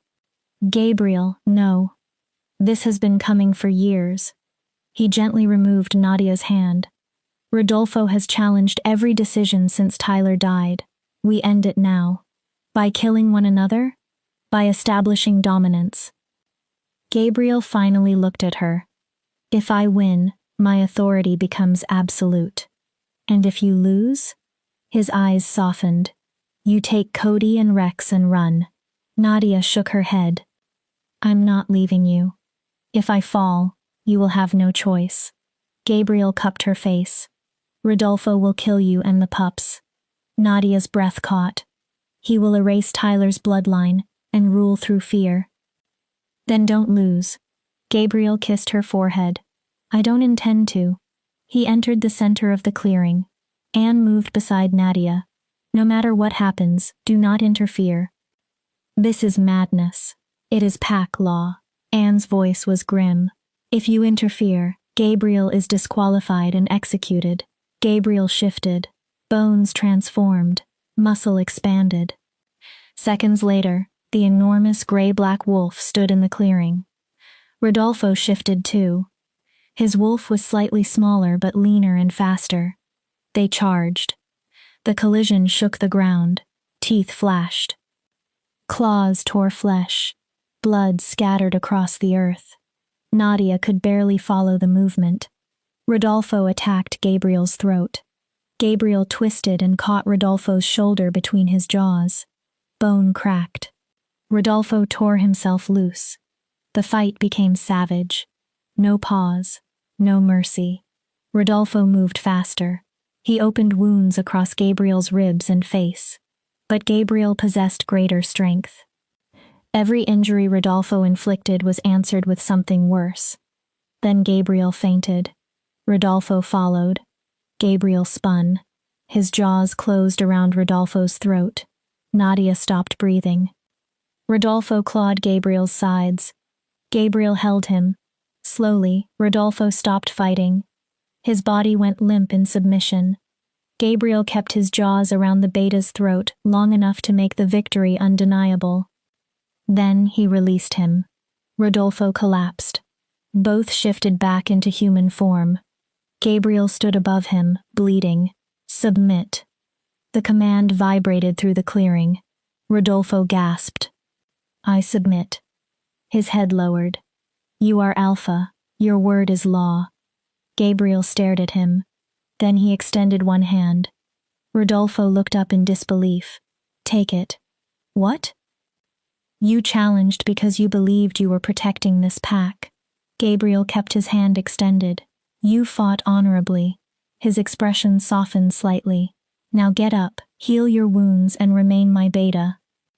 Rodolfo stared. Why? Because I need someone willing to tell me when I'm wrong. Tears filled Rodolfo's eyes. He accepted Gabriel's hand. Gabriel pulled him upright. Then the Alpha faced his pack. Anyone else? No one moved. Does anyone else believe I'm unfit to lead? Silence. Then hear my command. Gabriel's voice filled the clearing. Nadia Gates remains under my protection. She will care for Tyler's sons until they are ready to return. He scanned every face. When that day comes, her service will be answered with gratitude. His expression hardened. Not death. Not exile. No one challenged him. Then Gabriel looked at Nadia. Something changed in his eyes. She is mine. Nadia froze. And I am hers. Gabriel's voice became absolute. That is the bond I choose and the future I claim. Anne inhaled sharply. Gabriel. He never looked away from Nadia. Does anyone deny me this? Nadia could barely process the words. Mine. Hers. Bond. He was claiming something far greater than responsibility for her safety. Anne stared at him. Do you understand what you've just declared?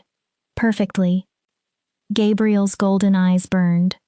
Nadia Gates is my chosen mate. And anyone who harms her dies. The clearing erupted.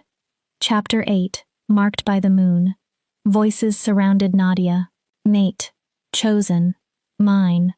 She could barely hear anything else. Some wolves shouted support. Others protested. Gabriel stood bloodied in the middle of them, staring only at her. Anne tightened her hand on Nadia's shoulder. You must respond. Nadia looked at her. What? If you reject his claim publicly, his authority will be damaged. What am I supposed to do? Walk to him. Anne nodded toward Gabriel. Stand beside him. Nadia's legs felt heavy. Every logical thought told her to run. She was human. Gabriel was an alpha shifter. He had ordered her father's death. Yet he had also defended her, trusted her, fought his own beta for the right to protect her, and looked at her as though she mattered. Nadia stepped forward. The wolves opened a path. She walked through the pack with her chin raised. Gabriel waited, covered in wounds. You didn't have to do this, she whispered. Yes. He touched her face. I did. His thumb moved over her cheek. I'm tired of pretending what I feel is temporary. Nadia's pulse accelerated. I'm tired of telling myself I can walk away when this ends. His voice roughened. You got beneath my skin, into my thoughts. He stopped. Into your heart? Nadia whispered. Gabriel grimaced. I was avoiding that word. Because it makes you weak? Yes. It makes you human. I'm not human. No. Nadia covered his hand with hers. But you're not only a monster either. His eyes brightened. You're complicated. She swallowed. Terrifying. A small smile touched his mouth. And impossible to walk away from. Are you accepting me? Nadia hesitated. I still don't understand what that means. It means you are mine. Gabriel's voice lowered. I protect you, provide for you, defend you. His eyes turned gold. My wolf recognizes you. He paused. And I am choosing you over every rule I was taught about humans. Why me? Because you see me, Gabriel answered without hesitation. Not the alpha, not the killer, not the monster. His expression softened. You see the man beneath all of it. Nadia's eyes burned with tears. The man who is exhausted from being alone. The man who wants to become better than his father. Gabriel looked at her. The man who looks at you and believes maybe there is still something good left for him. This is insane. Completely. Your pack may never accept me. Some won't. Gabriel shrugged. Enough will. And the others? They adapt or leave. You would exile your people because of me? Gabriel's expression turned frighteningly calm. I would do far worse. Nadia believed him. She should have been terrified. Instead, something inside her finally felt wanted. Not compared with Sophie. Not tolerated by Carol. Not treated as a disappointment. Wanted as Nadia. Okay. Gabriel went still. Okay? I accept. Her voice strengthened. I'm yours. She looked directly into his eyes. And you're mine. Relief transformed his face. Nadia continued. Whatever this costs, I'm choosing it. She swallowed. I'm choosing you. Gabriel pulled her against him. Thank you. The pack erupted again. Rodolfo stepped forward. His wounds still bled, but his expression was controlled. As Beta, I acknowledge Alpha Gabriel Houston's claim upon Nadia Gates. He looked toward the pack. She remains under Alpha protection. Anyone who harms her answers to Gabriel. Rodolfo paused. And to me. Several wolves bowed their heads. Others turned away. Anne approached. You have changed pack history tonight. Gabriel wrapped an arm around Nadia. Taking a human mate breaks centuries of tradition. Then perhaps we need different traditions. Anne smiled. Tyler would be proud. Gabriel's grip tightened around Nadia. I hope so. Alyssa approached last. I still don't like this. Nadia almost smiled at the honesty. I still believe it's dangerous. Alyssa took a breath. But Tyler would want his sons raised by someone who loves them. She looked at Nadia. You kept them safe when we couldn't. Her voice lowered. I don't trust you yet. Alyssa nodded. But I respect you. Thank you. It wasn't friendship, but it was something. The pack gradually dispersed. Anne eventually turned toward Nadia. You should return to the cabin. The formal claiming ceremony needs to happen soon. Nadia blinked. Claiming ceremony? Gabriel winced. I'll explain. Anne looked far too amused. It involves blood, marking, ritual binding. Gabriel growled. Anne. What? She deserves preparation. Nadia stared between them. What exactly have I agreed to? Gabriel took her hand. One step at a time. He shifted into wolf form and lowered himself. Nadia stared. You want me to ride on your back? Laughter moved through the remaining wolves. Even Rodolfo smiled. It is faster. Gabriel's voice suddenly sounded inside Nadia's mind. She jumped. And yes, I can speak into your mind while shifted. You will get used to it. Nadia climbed carefully onto his back. Gabriel launched forward. She nearly screamed. He was impossibly fast. Trees blurred around them. Wind tore through Nadia's hair. Then, despite everything that had happened, laughter rose from her chest. For the first time in years, she felt completely free. They reached the cabin within minutes. Gabriel shifted back and caught Nadia as she slid down. You're smiling. That was... Nadia searched for the word. Amazing. Wait until I teach you to hunt. I'm human. I noticed. Gabriel's mouth twitched. You won't hunt exactly like us, but I can teach you how to move quietly through these mountains. His eyes gleamed. Fast, silent, dangerous when necessary. They entered the cabin. Cody and Rex immediately launched themselves at Gabriel. He caught both. Did you miss me, little warriors? They enthusiastically licked his face. Nadia watched. This was family. Not Carol's cold approval, not Sophie's polished perfection. This, messy, unusual, real. Gabriel placed the pups down. I need to clean these wounds. I'll help. Nadia, you let me help your nephews. She pointed toward the bathroom. Let me help you. Gabriel followed. Nadia turned on the shower. When she faced him again, Gabriel was staring intensely. What? I'm trying to understand how I became this lucky. His voice softened. I spent 10 years alone. Now I have this. He looked past her toward the pups. And you fought for it. Nadia touched his chest carefully. You risked everything. It was worth it. Gabriel tilted her chin upward. You are worth it. He kissed her.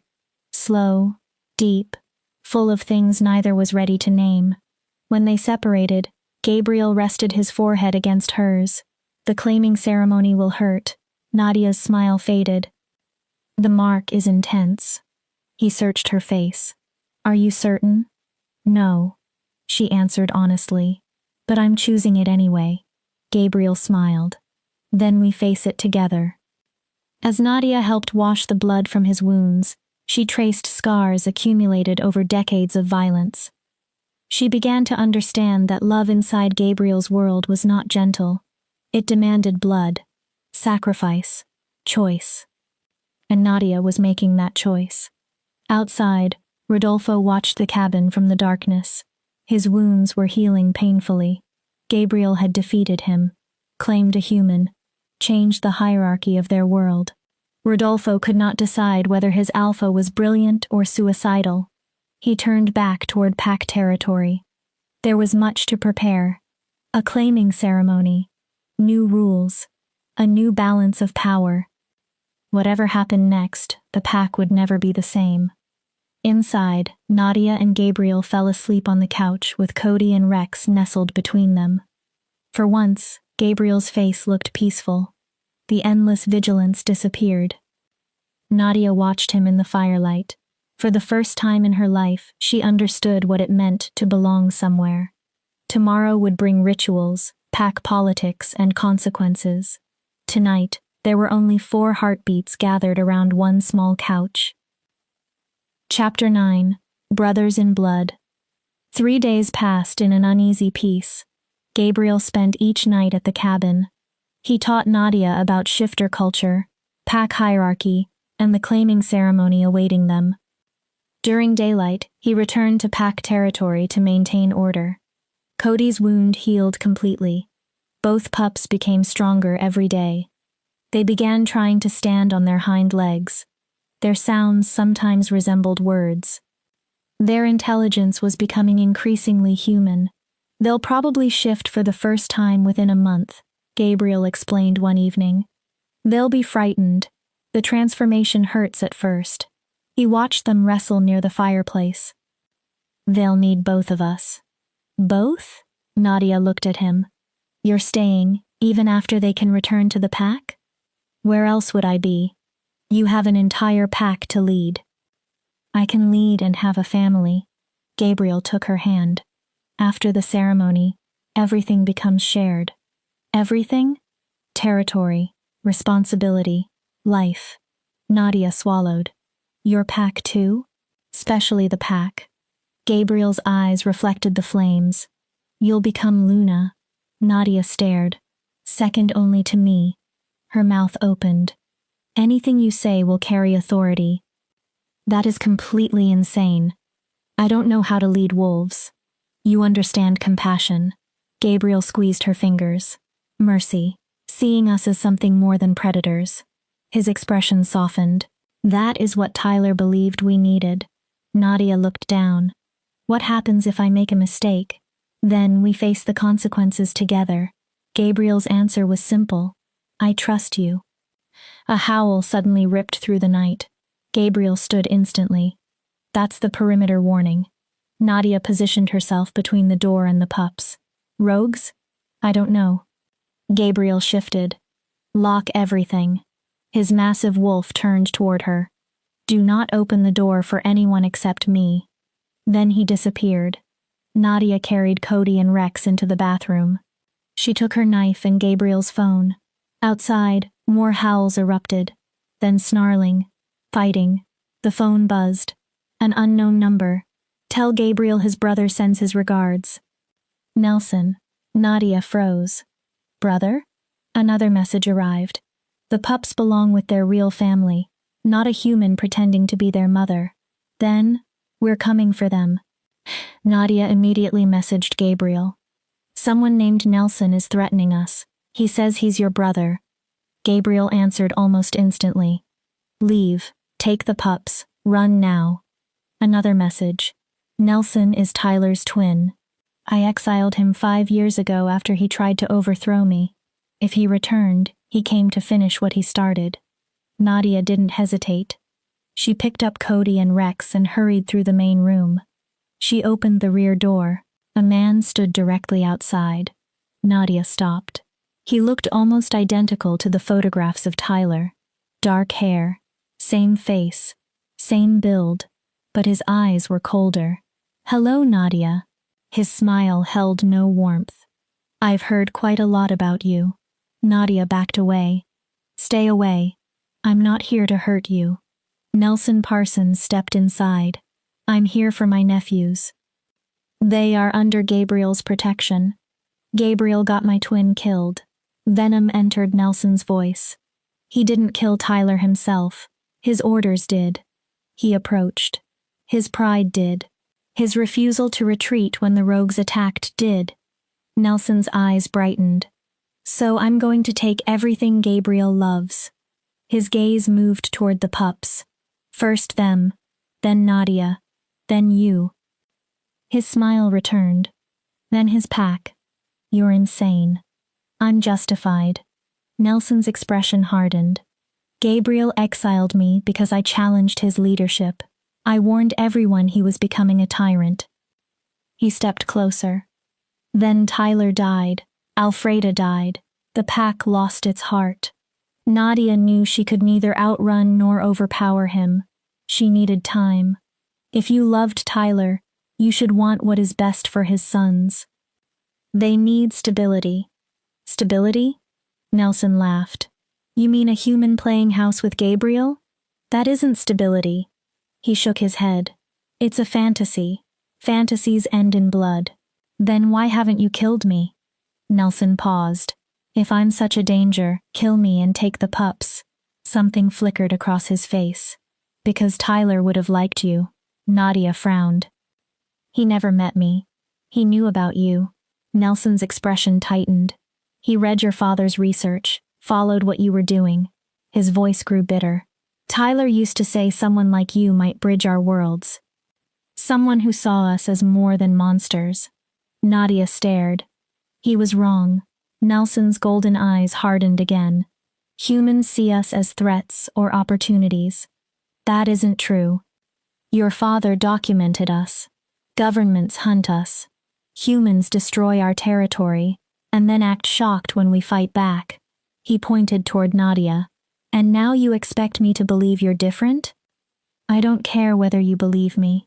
Nadia held Cody and Rex tighter. I know what I did. I found 2 children who needed help. She stared at him. I didn't sell them, study them, exploit them. Her voice strengthened. I protected them. Nelson watched her. I would die for them if necessary.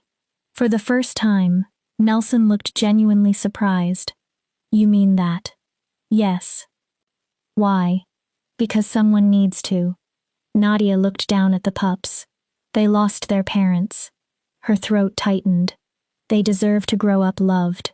She lifted her gaze again. And because Tyler believed people could be better than their worst instincts, something in Nelson broke. Tyler was an idiot. His voice became rough. He believed in redemption and goodness. His eyes filled with grief. And it got him killed. No. Nadia shook her head. It made him someone worth remembering. Nelson's fists tightened.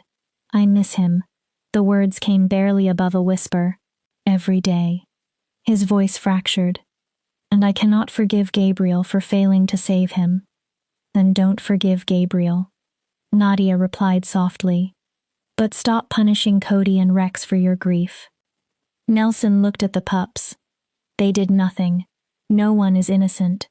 But the anger had left his voice. A growl came from behind him. Gabriel stood at the edge of the clearing. Blood covered his massive wolf form. His eyes burned with fury. He stepped between Nadia and Nelson. Nelson immediately shifted. His wolf looked almost identical to Tyler's. Silver gray. Same build. Same features. Gabriel and Nelson circled one another. Years of resentment hung between them. Gabriel attacked. Nelson met him. They collided violently. This fight was nothing like the battle with Rodolfo. It was not about dominance. It was grief. Hatred. Two brothers trying to destroy one another because neither knew what else to do with the pain. Stop. Nadia screamed. Neither listened. Gabriel, Nelson. They continued fighting. Then Nadia made the only choice she could think of. She stepped between them. Both saw her. Both tried to stop. Neither could. Nelson's claws ripped across Nadia's shoulder. Pain exploded through her. Gabriel's jaws snapped shut inches from her throat. Both brothers shifted immediately. Nadia. Gabriel reached for her. She stumbled backward. Blood covered her hand. Enough. Her voice came weakly. Tyler would hate this. Both men stared. He would not want his brothers killing one another because of guilt. Nadia swayed. He would want you protecting his sons. Her knees weakened. Together. Nelson stared at the blood on his claws. I didn't mean... I know. Nadia fought to remain conscious. But this is what happens when rage takes control. She looked between them. Innocent people get hurt. Gabriel caught her. You reckless, impossible woman. His voice shook. You could have died. But I didn't. Darkness began creeping across Nadia's vision. Now talk. She forced the words out. Like brothers. Her last clear thought was Cody and Rex crying in her arms. Then everything disappeared. Chapter 10. Rise of the Luna. Nadia woke to an argument. This is your fault. My fault? You attacked first. I wouldn't have come here if you had protected Tyler. Enough. Anne's voice cut through them. You're both behaving like children. Tyler would be ashamed. Nadia slowly opened her eyes. She was lying on the couch. Pain throbbed through her shoulder. The wound had been bandaged carefully. Gabriel sat beside her. Dark circles surrounded his eyes. Nelson stood near the window. Anne moved between them. She's awake. Gabriel immediately took Nadia's hand. How do you feel? Like a werewolf clawed me. Nadia's throat felt dry. Gabriel looked devastated. I'm sorry. If I had been faster. Stop. Nadia squeezed his fingers. Where are Cody and Rex? With Freddie and Alyssa, Anne answered. They're frightened but safe. Nadia relaxed. Nelson approached cautiously. I owe you an apology. His voice was quiet. I came here wanting revenge. He looked at Gabriel. I wanted to take everything he cared about. Then he looked at Nadia. I didn't expect you to actually care. Why wouldn't I? Because humans never cared about us before. Nelson's jaw tightened. Every encounter I ever had with your kind ended with betrayal or violence. His voice dropped. And I couldn't understand why a human would risk her life for children who weren't hers. He looked toward Gabriel. Or for a monster like him. He isn't a monster. Nadia spoke firmly despite the pain. And neither are you. Nelson looked at her. You're broken. She paused. Grieving. Her voice softened. Human in all the ways that matter. Nelson's expression changed. Tyler used to say that. He stared toward the floor. He said our humanity made us strong, not our wolves. He was right. Nelson looked at Gabriel. She stepped between us. I know. Gabriel's voice was hoarse. She could have died. Nelson turned back toward Nadia. Why would you do that? Because Cody and Rex were watching. Both men froze. They were in my arms. Nadia swallowed. They were watching their uncles trying to kill each other. She closed her eyes briefly. I could not let them grow up believing that is what family means. Nelson's face drained. They saw us? Yes. He sank into a chair. What have I become? Gabriel rose. For a long moment he looked at his brother. Then he placed one hand on Nelson's shoulder. You've become someone who needs to come home. Nelson stared up. Someone who needs his pack. Gabriel's voice softened. His family. A pause. His brother. You exiled me. I was wrong. The admission clearly hurt Gabriel. I exiled you because you questioned me. He took a breath. But you were right about some things. Nelson stared. I had become too rigid, too controlling. Gabriel's voice broke. And Tyler paid for it. I blamed you. Nelson's eyes filled. For 5 years. For everything. I blamed myself too. Gabriel swallowed. I still do. Anne stepped forward. Then both of you need to stop. They looked at her. I was there when Tyler and Alfreda fought the rogues. Anne's voice carried quiet authority. They knew the danger. They chose to defend their pack. She looked at Gabriel. That was not your failure. Then Nelson. It was their sacrifice. Her expression hardened. Destroying one another dishonors them. Silence. Finally Nelson stood. He extended his hand. I want to come home. His voice shook. If you'll allow it. Gabriel stared at the hand. Then he ignored it and pulled Nelson into an embrace. You're my brother. You will always have a home with me. Nelson broke. His shoulders shook.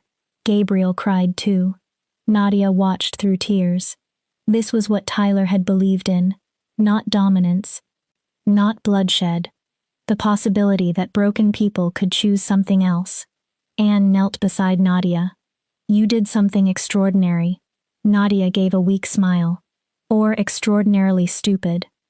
Sometimes the difference is difficult to identify. The door suddenly opened. Freddie rushed in carrying both pups. They would not stop crying. He looked bewildered. They keep calling for Mama. Cody whimpered. Want Mama? Everyone froze. Nadia stared. Did he just... He's shifting. Anne breathed. That's too early. Cody's wolf form began changing. Within seconds, a chubby toddler with dark hair and golden eyes sat where the pup had been. Tears covered his face. Mama hurt. He reached for Nadia. Mama hurt. Rex began changing too. Moments later, 2 small boys were crying and reaching toward her. Gabriel lifted them. Careful. His voice softened. Mama is hurt. He carried them toward Nadia. Both climbed onto the couch. Cody took Nadia's hand. Rex curled against her uninjured side. Mama safe? Cody whispered. Nadia's heart seemed to break and rebuild at once. Mama is safe. She kissed his hair. I'm right here. Nelson stared. They call you Mama. I know. Tyler's sons think you're their mother. Nadia looked down at them. I know. Nelson's eyes filled again. He would have loved this. His voice roughened. Knowing someone would fight for his boys. He looked at Gabriel. You chose well. Gabriel touched Nadia's neck.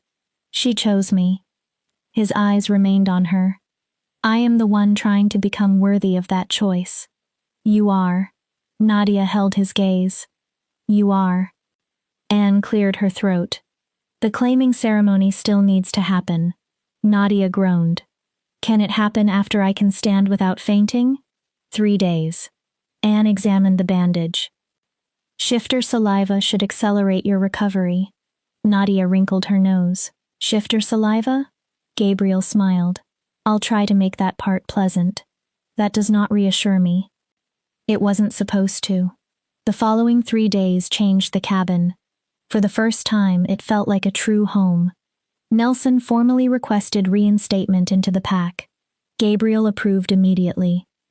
He restored his brother as third in hierarchy beneath Rodolfo. Some pack members welcomed Nelson's return. Others remained suspicious. To make the transition easier, Gabriel and Nelson agreed on a more convenient version of events. The pack was told Nelson had helped save Nadia during a rogue incident. Resistance gradually faded. Instead of the exiled brother who had threatened the future Luna, Nelson became the uncle who had helped protect her. Nadia concentrated on healing. She also learned what it meant to care for 2 toddler shifters. Cody and Rex could only remain human for a few hours before exhaustion forced them back into wolf form. Every day, however, they lasted slightly longer. Cody was serious and curious. Rex was mischievous and constantly creating trouble. Nadia loved both with a fierceness that surprised her. They were no longer simply Tyler's children. They were her boys. Her family. Whenever Gabriel could escape pack responsibilities, he came to the cabin. He prepared Nadia for life as Luna. You will mediate disputes. Nadia stared at him. You will offer counsel. When I'm absent, you represent my authority. That sounds horrifying. It occasionally is. Gabriel smiled. You will not be alone. Anne will guide you. And Rodolfo? He supports you. Gabriel laughed. He says anyone willing to step between 2 fighting alphas deserves either respect or psychiatric treatment. Nadia smiled. Possibly both. She leaned against Gabriel.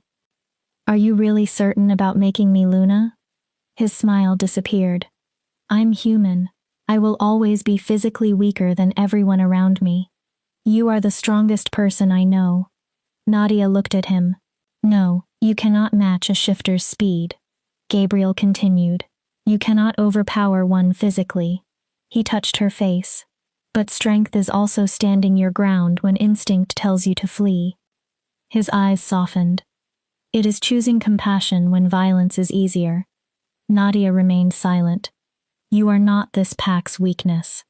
Gabriel's voice became firm. You are becoming its heart. He looked toward the sleeping boys. Tyler always said that was what we lacked. Nadia's eyes stung.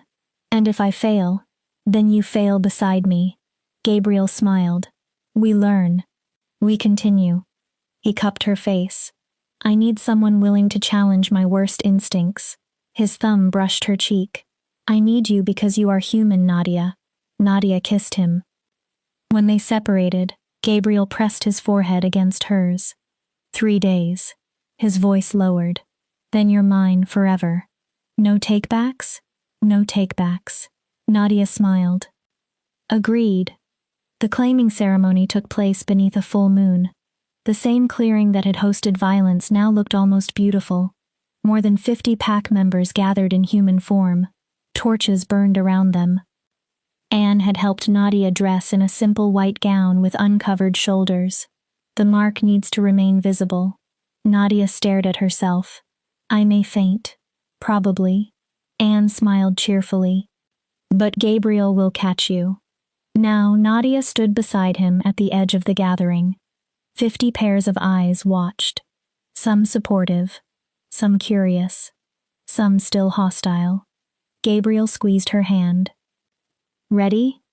No. Good. A faint smile appeared. It means you understand the seriousness of what you're doing. They entered together. Anne waited on a raised stone at the center. We gather beneath the full moon to witness a bonding. Her voice carried through the clearing. Gabriel Houston, Alpha of the Mountain Pack, has chosen Nadia Gates as his mate. Anne looked toward Nadia. As his Luna. then at Gabriel, as his equal and partner. Murmurs spread through the gathering. This bond breaks tradition. Anne did not flinch. No alpha of this pack has ever taken a human mate. She lifted her chin. But traditions exist to serve us. Her voice strengthened. We do not exist to serve traditions. The clearing quieted. Sometimes survival requires new traditions. Anne turned toward Gabriel. Gabriel Houston, do you claim Nadia Gates as your mate before this pack? I do. Do you swear to protect her, provide for her, respect her choices, and share your authority with her as Luna? Gabriel's answer came without hesitation. I swear it on my life and the lives of my ancestors. Anne faced Nadia. Do you, Nadia Gates, accept Gabriel Houston as your mate? Nadia's heart pounded. Do you accept responsibility for this pack, their welfare and their survival for the remainder of your life? I accept. Anne raised her hands. Then let the marking begin. Gabriel pulled Nadia close. This will hurt. I know. I'll be quick. I trust you. His eyes turned gold. His transformation stopped halfway. Canines lengthened. His face became more feral. Gabriel lowered his mouth to the place where Nadia's neck met her shoulder.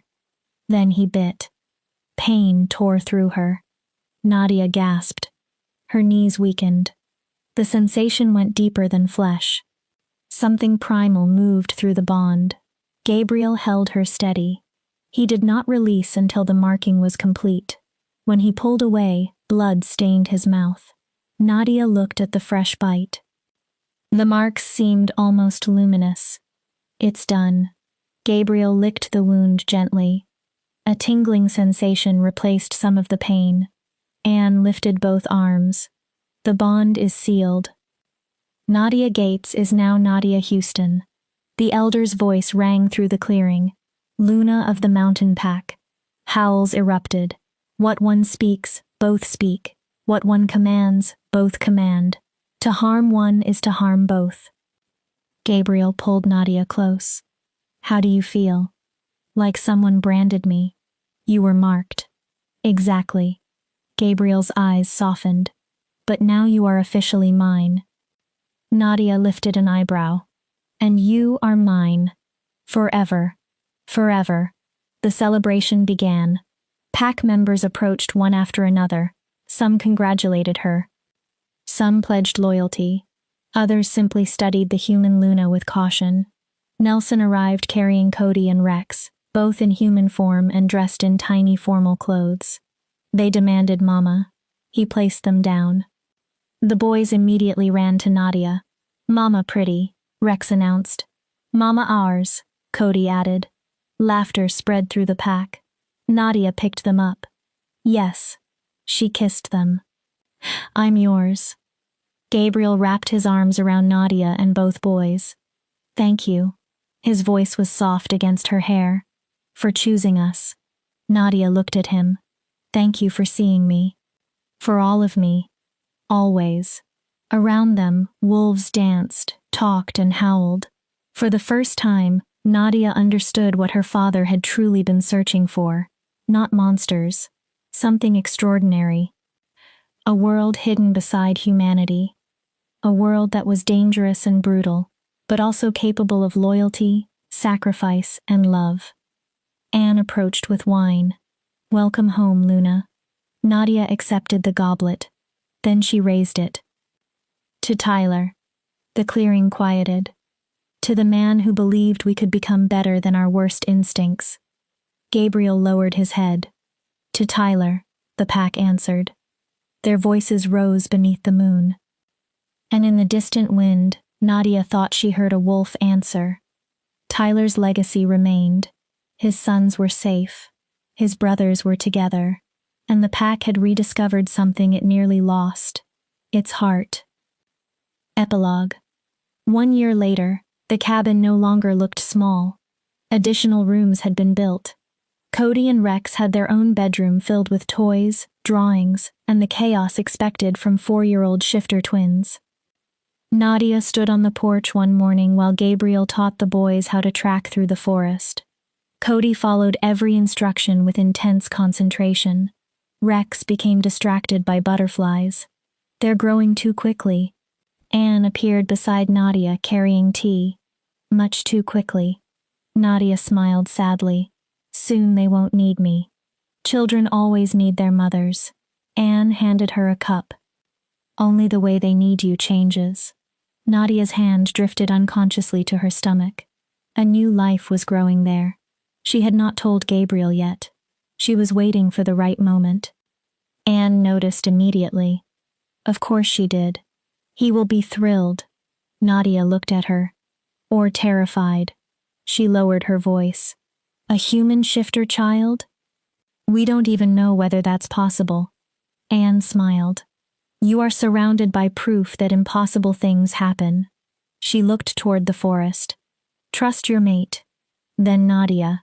And trust yourself. Gabriel emerged from between the trees with Cody and Rex. All three were laughing. The moment Gabriel saw Nadia, his face changed. Even after a year, the joy in his eyes could still take her breath away. Mama! Both boys raced toward her. They began talking at once about a rabbit trail, a bird nest, and everything Gabriel had shown them. Gabriel followed. He stopped in front of Nadia. You're glowing. Nadia answered before she could think. Pregnancy hormones. Silence.